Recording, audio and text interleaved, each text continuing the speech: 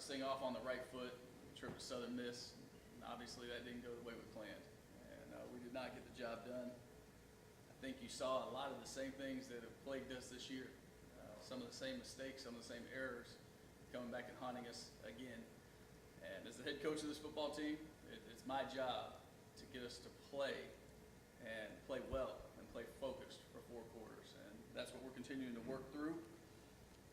I'm very disappointed in last week in the game, and as I watched the tape, I was probably more disappointed because for the first time, it didn't feel like progress. And we've addressed that with the team. I think they saw it as well watching the film yesterday, and so that's kind of our charge right now. And I think anytime you hit one of those rough patches, whether it's in life or in this game, the only way to get out of it is to work. And I think that's really going to be my mantra to these guys when things are going really well and when they're not going so well. The only way to get through it is to work and work and work. And what they did yesterday in those meetings and when they came out on the field for practice, I thought it was our best Monday practice of the year. I thought we were hitting. I thought we were finishing blocks. I thought we were making plays. So very glad to see that. Very glad to see that. You guys have heard me talk about process a lot, and the team has heard me talk about process a lot more, to be quite honest with you. It's something that we're talking about, showing them the path, talking about how we get to where we're going to go. And I think when you think about process, one of the things we all want to do is speed it up. And I think that's natural. But that's not reality all the time. And I think when you're trying to do great things and when you're striving for greatness, the journey's tough. And we have to understand that the journey is tough. And the journey that comes with those great goals is going to have some rough patches. And we're going to continue to work through them. I know this team has been through a lot in the past 18 months of their life. We've talked about that before. And they always respond and bounce back. And that's exactly what I expect them to do right now. And that's why I was so pleased to see the way we were working yesterday. We're going to get the little things cleaned up. We're going to get them cleaned up. We're going to keep working. We're, in a lot of cases on that film, we have people in position and we're playing fundamentally poor football. We're not finishing or not straining the way that is required to be successful in our sport. So those are the things we're going to address. We're having more individual periods this week to really address some fundamentals. And that's going to help us. That's going to help us. And it's not just going to help us this week. It's going to help us for the rest of the season and the rest of these guys' careers. Anytime we can invest that time in these fundamentals. I think I look up, and one thing I talk to the team about a lot is how quickly this season's moving.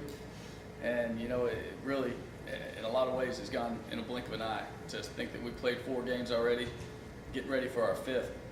But the reality is also that we've still got a lot of ball to play. You know, we've got 9 promised opportunities left, 7 in conference. And so we're excited for those opportunities. We're excited to play this Saturday up in North Carolina. And, you know, we're going against a good football team. Dave Clausen is a heck of a football coach. These guys are disciplined. They play really hard. And it's going to be a great challenge for us. But it's a challenge that I think our guys are excited about. Anytime you get to go and play against a Power 5 opponent, they're going to play their butts off.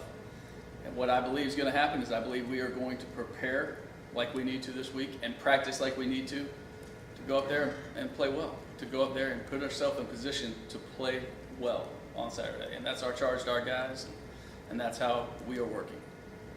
With that, I'll open up for any questions.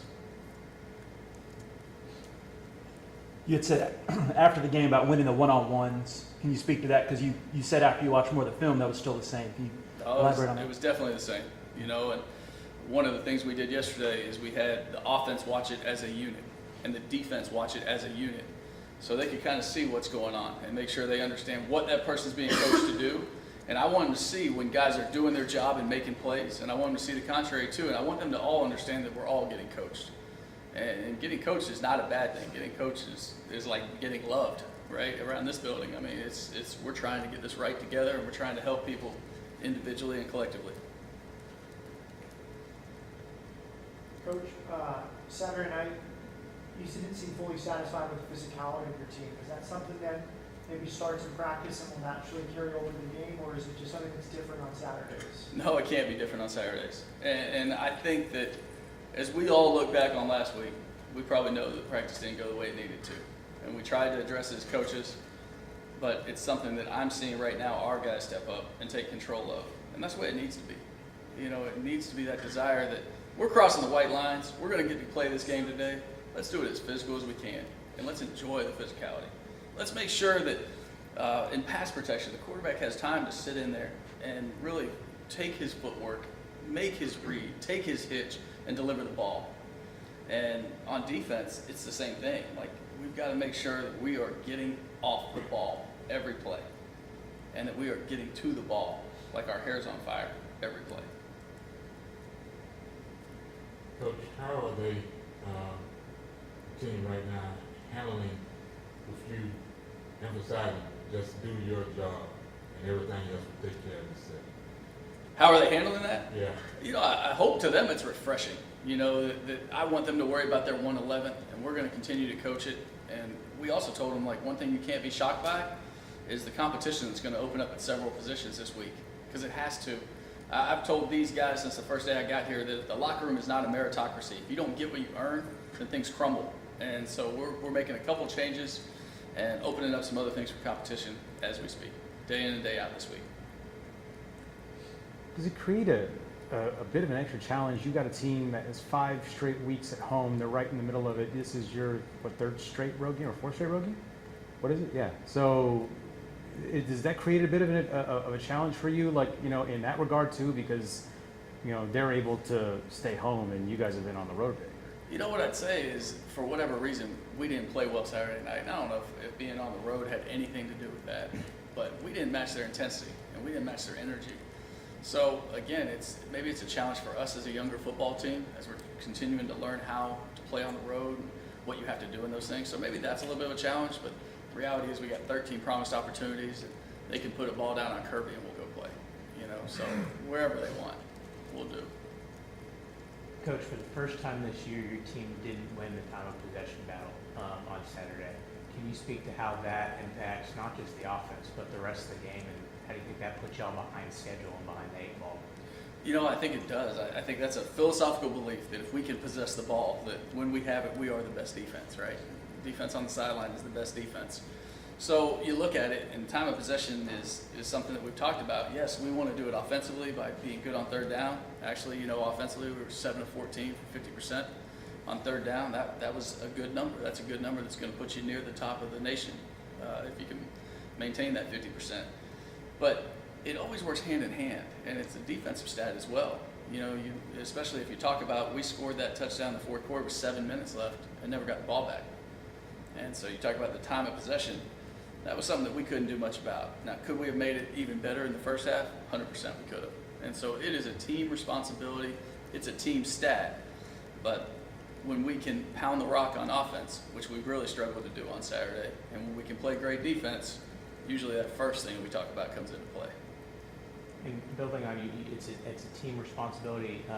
On Saturday, the secondaries had some concerns throughout this season, but nobody got behind the safeties and blew an 80-yard touchdown this week. Can you talk about any improvement and how the guys on the back end are holding up?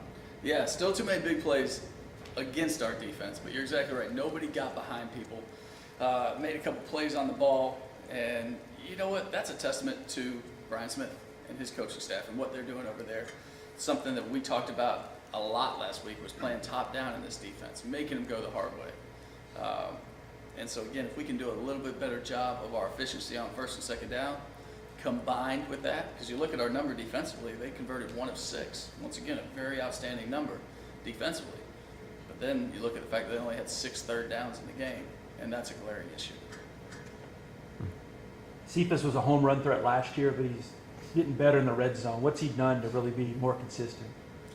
You know, I think he has a great understanding. Him and Sean have a great me to you factor when they're in the red zone, and they understand that Aaron's got several tools, several different routes he can run down there.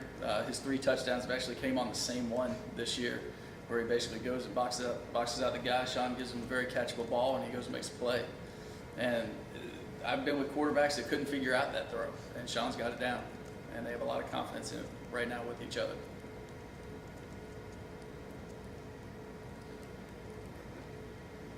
Anything else?